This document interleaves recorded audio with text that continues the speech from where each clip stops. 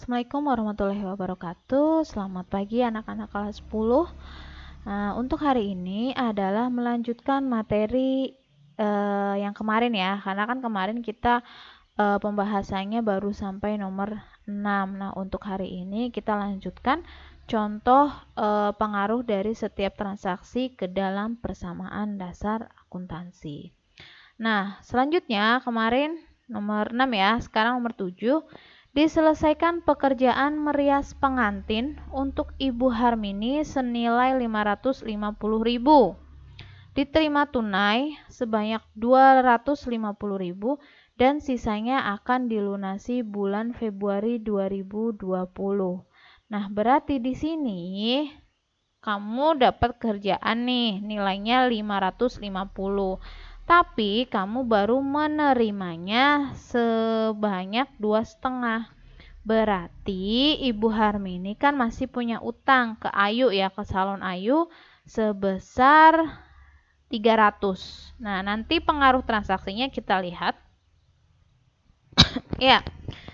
Nah, di sini berarti yang sudah diterima uangnya ya, yang sudah diterima uangnya sama Ayu berarti kan 250. Pengaruhnya ke PDA berarti kasmu bertambah. Kan kamu menerima uang 250.000. Nah, terus kan masih punya sisa 300 yang harus dibayar ya. Nah, berarti di sini hartamu bagian piutang usaha sebesar 300.000 rupiah. Nah, kalau yang belum tahu nih piutang. Nah, piutang di sini adalah kebalikannya dari utang.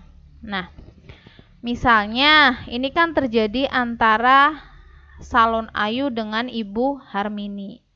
Nah, di sini yang punya utang berarti kan Ibu Harmini kepada salon Ayu ya sebesar 300. Kalau dilihat dari salon Ayu, berarti dia punya piutang kepada Ibu Harmini. Jadi hanya perbedaan penyebutan dari sudut pandang orang yang mana? Orang yang memberi pinjaman atau orang yang menerima pinjaman. Kalau di sini berarti bagi salon Ayu 300.000 itu yang belum dibayar oleh Ibu Harmini akan dimasukkan ke piutang usaha. Kalau bagi Ibu Harmini 300.000 adalah utang. Paham ya bedanya antara utang dengan piutang? Kalau utang dilihat dari orang yang menerima pinjaman. Kalau piutang itu dilihat dari orang yang memberi pinjaman. Nah, setelah itu utangmu kan nggak ngaruh ya, karena kamu nggak punya utang. Kamu yang punya piutang kepada Ibu Harmini. Modalmu juga bertambah, tapi modalmu bertambah bukan 250, karena kan ini yang sudah diterima tunai. Modalmu bertambah senilai 550. Itu pengaruh dari transaksi nomor 7. Lanjut. Nomor 8. Diangsur utang kepada toko makmur sebesar 200.000 rupiah. Nah, berarti di sini Ayu punya utang nih ke toko makmur. Jadi dia bayar cicilan. Pengaruhnya bisa dilihat. Ketika kamu bayar utang, otomatis kasmu juga akan berkurang. Ya. Utangmu, karena kamu bayar utang, jelas utangmu juga akan berkurang senilai 200.000 rupiah. Modal Ayunya tidak terpengaruh. Gampang ya. Lanjut nomor 9. Dibayar rekening listrik untuk bulan Januari 75.000. Pengaruhnya sebagai berikut. Kamu bayar listrik, otomatis uangmu berkurang sehingga hartamu di bagian kas juga akan berkurang 75.000. Utangmu nggak ngaruh. Modalmu yang berpengaruh yaitu berkurang juga sebesar 750.000. Lanjut. Ya. Nah, tadi di contoh nomor 9 adalah dibayar rekening listrik ya, bukan 750.000, tapi maksud saya 75.000. Jadi untuk kas dan modal juga akan sama-sama berkurang. Lanjut nomor 10. Diterima dari Ibu Harmini angsuran utangnya kepada salon sebanyak 150. Nah, tadi yang soal sebelumnya ya, kan ada tuh Ibu Harmini masih punya utang 300. Nah, ini beliau nyicil dulu nih 150. Pengaruhnya berarti karena di sini Ibu Harmini membayar utang kepada salon, otomatis kas salon pasti bertambah sebanyak 150.000. Nah, tadi Ibu Harmini kan di sini yang sebelumnya piutang usahanya 300.000, ya enggak?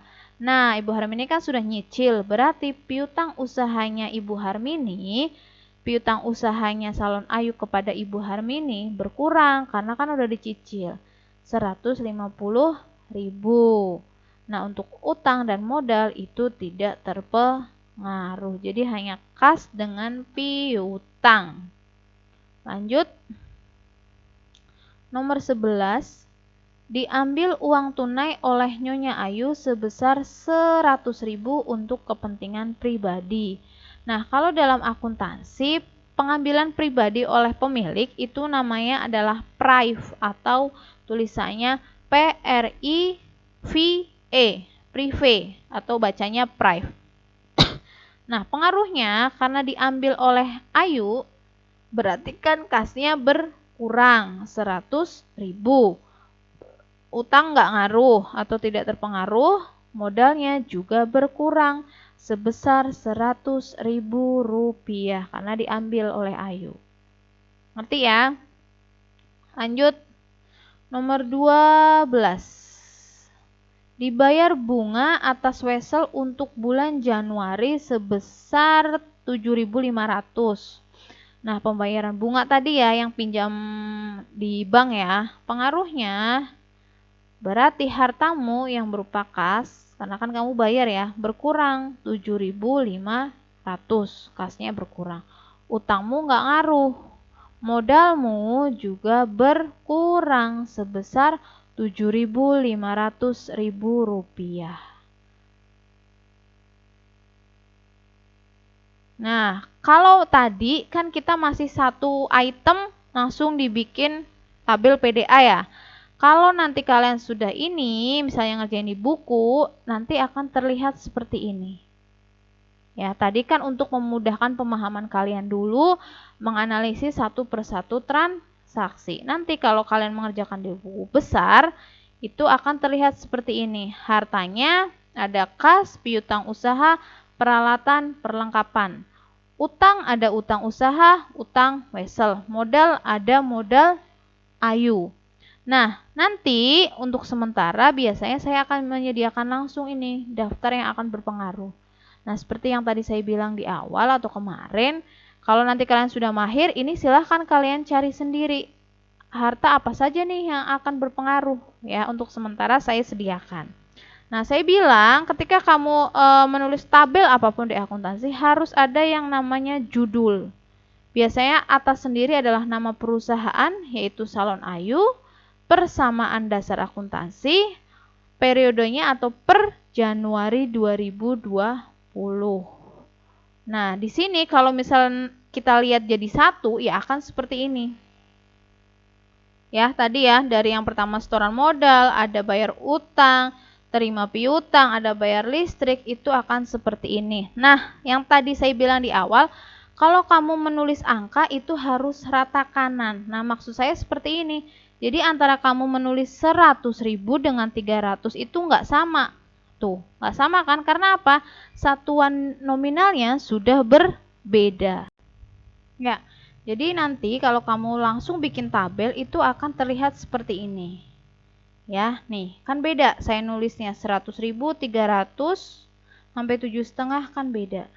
Nah, makanya saya bilang rata kanan, maksud saya kalau kamu nulis nanti di buku besar, bedakan ketika kamu nulis 1 juta, 375.000 sampai 7.500 itu akan berbeda. Jadi kan di sini nggak urut ya, tapi tetap rata kanan, diurutkan sesuai satuan nominal.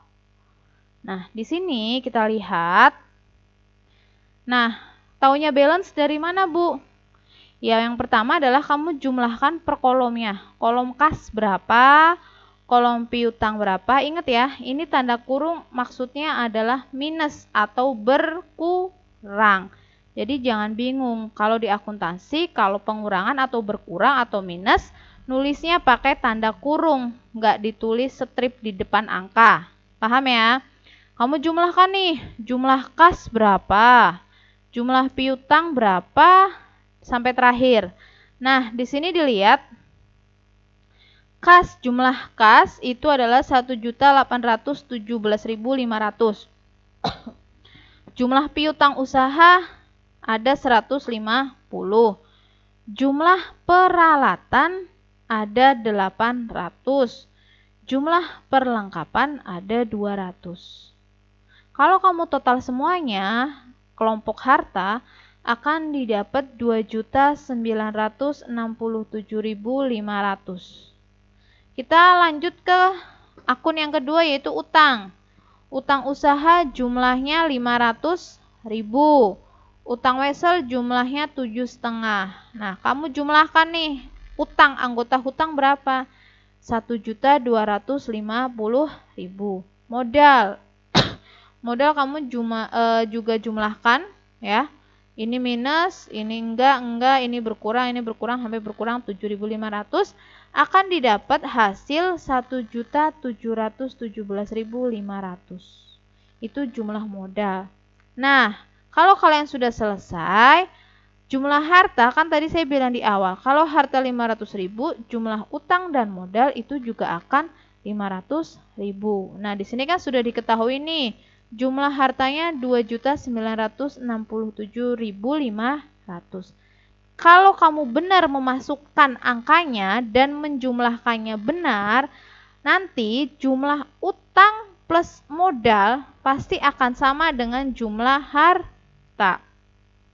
1.250.000 ditambah 1.717.500 itu sama hasilnya dengan jumlah harta yaitu 2.967.500.000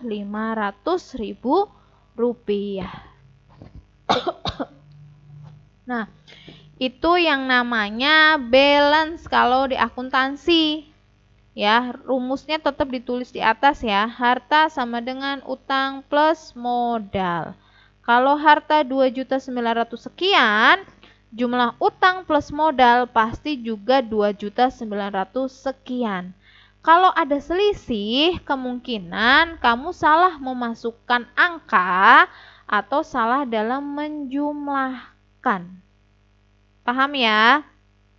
Nah, lanjut.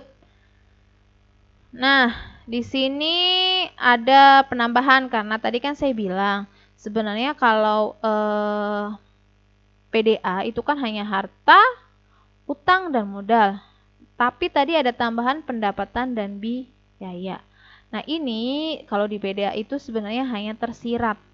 Ya, jadi nanti akan larinya pendapatan dan biaya itu nanti akan larinya ke modal semua. Nah, di sini saya menjabarkan biar kalian istilahnya mana sih yang masuk biaya, mana sih yang masuk pendapatan. Nanti walaupun di sini ada biaya, nanti hasilnya akan sama seperti tadi. 2.967.500. Ini saya jabarkan seperti ini biar kalian tahu mana sih yang namanya biaya. Mana sih yang namanya pendapatan. Nah, kalau pendapatan kalau kamu dapat uang, nah ini sifatnya adalah menambah. Ya, nambah 1 juta. Nah, kalau sifatnya biaya itu berarti berkurang. Jadi nanti menjumlahkannya harta sama dengan utang plus modal ditambah pendapatan dikurangi biaya. Itu nanti hasilnya akan sama dengan yang sebelumnya. Nah, ini ya. Jadi saya bilang harta sama dengan utang plus modal plus dalam kurung pendapatan dikurangi biaya dikurangi prive tadi. Prive itu adalah pengambilan uang atau pengambilan kas oleh pemilik. Itu namanya prive. Nah, ini saya jabarkan seperti ini biar kalian tahu. Oh, ternyata biaya itu kalau bisa dijabarkan di PDA seperti ini. Walaupun nanti hasilnya seperti yang tadi, nggak ada biaya dan pendapatan. Itu nanti masuknya adalah ke modal semuanya. Ya, kamu bisa lihat perbedaannya. Walaupun nanti hasilnya adalah sama. Paham ya? Ya. Nah, saya harap contoh ada berapa tadi? Ada 12 transaksi. Saya harap kalian mengerti. Nah, semoga bisa membantu. Seperti biasa, kalau misal nggak ngerti, ya tanya ke saya, bisa japri atau bisa diskusi di forum. Nah, makanya saya bilang kan di awal, sediakan alat tempur akuntansi, karena ini nanti sampai belakang kita akan selalu berhubungan dengan penggaris, pensil, penghapus, label, dan jangan lupa kalkulator, beli ya. Kalau misal belum bisa beli ya pakai HP boleh. Tapi nanti kalau misal pada saat ujian tidak boleh pakai yang namanya kalkulator. Paham ya?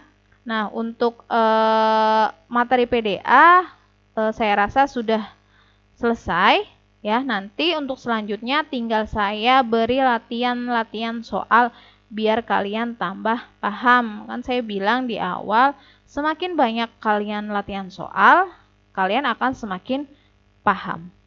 Ada kurang lebihnya saya mohon maaf. Wassalamualaikum warahmatullahi wabarakatuh.